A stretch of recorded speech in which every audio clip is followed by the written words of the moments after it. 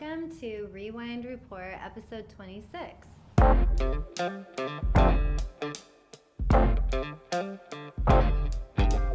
Wow, I can't believe we're already on episode 26. I know, I'm very proud of us. That's crazy. Never thought we'd do a podcast. I know, it's kind of fun though. It is fun. Today I thought it would be fun to do a little rapid fire question segment. I love rapid fire. What is the biggest aesthetic myth? That filler will ruin your face, I think is that I've heard, biggest aesthetic myth is that filler will ruin your face because it's not the filler's fault, it's the way it's placed. Yeah, I thought of two going off kind of what you said, but I think one of the biggest myths that I've noticed in aesthetics is that if you partake in getting aesthetic treatments, you automatically will look fake or overdone or not yourself. And I think that is such a myth because there are so many people that have aesthetic treatments done and you can't tell. Yeah, that's because they have a good injector. Yeah, good injector, a good treatment plan. Maybe they're not rushing into doing a million things at once. They're taking it step by step and in the correct order. The research on who's going to do their procedure, because that's a big deal too. So yeah, almost the same as what I said. Yeah, that, and then I think another aesthetic myth that kind of also ties into that is that there's only a one short little gap period in one's age timeline that they can get aesthetic treatments. There's myths about you can get it too soon, or once you hit a certain age. I have a lot of people that are maybe referred to, or that get referred to me by a friend, and their first comment was, well, I thought it was too late for me. Really? Mm-hmm. Oh, that's sad. I've not heard that. I've heard I think I'm too young for Botox, but I want it anyway, is what I hear. And I just say, well, do baby Botox. Yeah, I hear it all the time that like, oh, it's too late. I let my skin go, or the wrinkle's already there. And maybe it's not ideal because now we're being corrective with aesthetic treatments, where I think it's more beneficial to be preventative, but definitely there's no cutoff, I would say. No, it's never too late to start getting treatments, just like it's never too late to start working out. Yeah, sure. Which is what I tell myself. Yeah. What is the most underrated treatment? Sculptra, I think. Sculptra or microneedling, I think. Yeah. They make a big difference. You don't notice it right away. It's one of those things you have to be patient with, but over time or the course of 2 to 3 months, it makes a huge difference, I think. Yeah. Yeah. I think I would agree. I would say Sculptra or biostimulator definitely is extremely underrated. I think because it doesn't give you that instant gratification, but the long-term collagen banking and improved health for your skin goes a long way. So yeah, probably Sculptra. Yeah, it builds collagen, elastin, I think but it takes time because it has to signal your brain, and your brain sends a little collagen army. Yeah. It takes a minute, yeah. What is the biggest mistake patients make? I can't say it on film probably, but there's a very big discount app that they can go to for because I get phone calls asking if we'll price match. It rhymes with Groupon. Mm-hmm. Dupont, and no, we don't, and they're getting filler for like $100. Yeah, I think I would probably agree. Either going somewhere because of the price, or just going somewhere without knowing who you're going to. Yeah. But I do think, speaking on the price, there is a big issue in beauty fields across the whole, I don't know what you call that. Across the land. Across the platform, yeah. When it comes to aesthetics, maybe even you can tie in like people that do lashes or eyebrows or tanning or hair or any of that realm. And I read this one a while ago, but there's something called, have you heard of the Picasso story or theory? No. So there's a story that goes, somebody was in Europe and was going by a coffee store and saw Picasso sitting at a table drinking coffee, and she went up to him and asked him to draw her something. So he grabbed a napkin and he drew her a simple dove, And she said, oh, wow. And he said, that'll be $10,000. And she said, but it only took you a minute. Why would I pay $10,000? Because he's Picasso. And he said, it didn't take me a minute. It took me 28 years and a minute.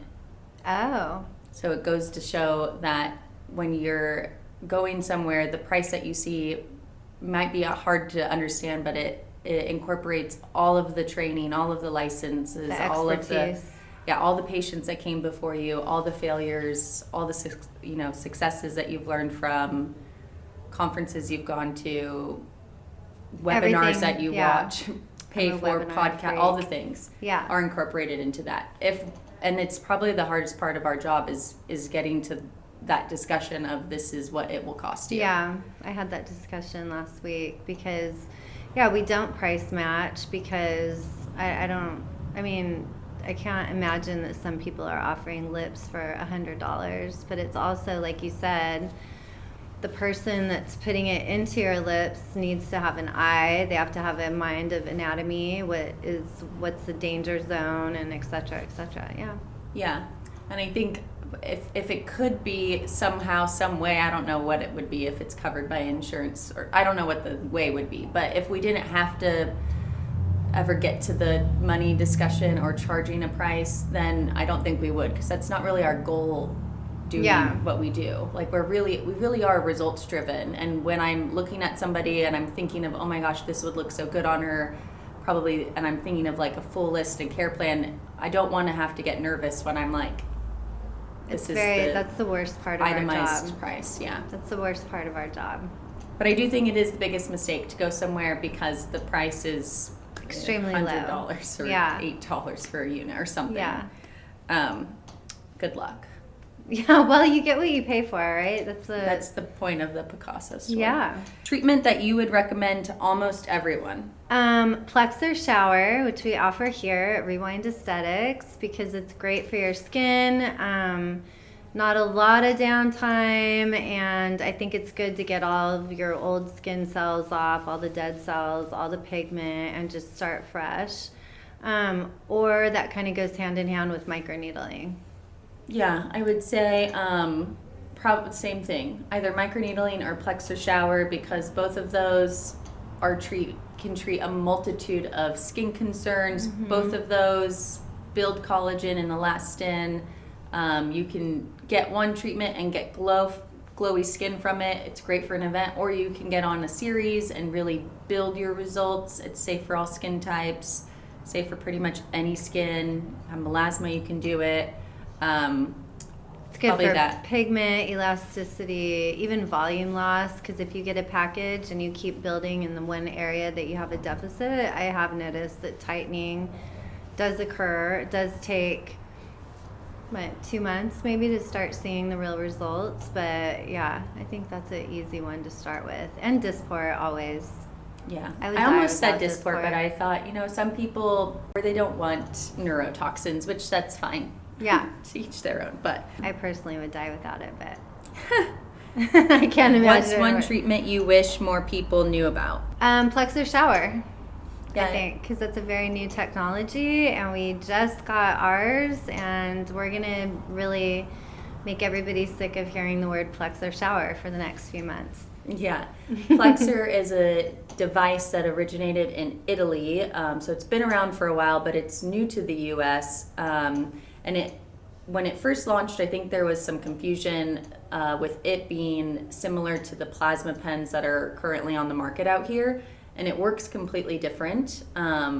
It sublimates tissue using plasma energy, but it is not necessarily a plasma pen. Right, and you don't need numbing. It's a fairly quick treatment, and the results are equal, if not better, than microneedling, and because I've done them to myself.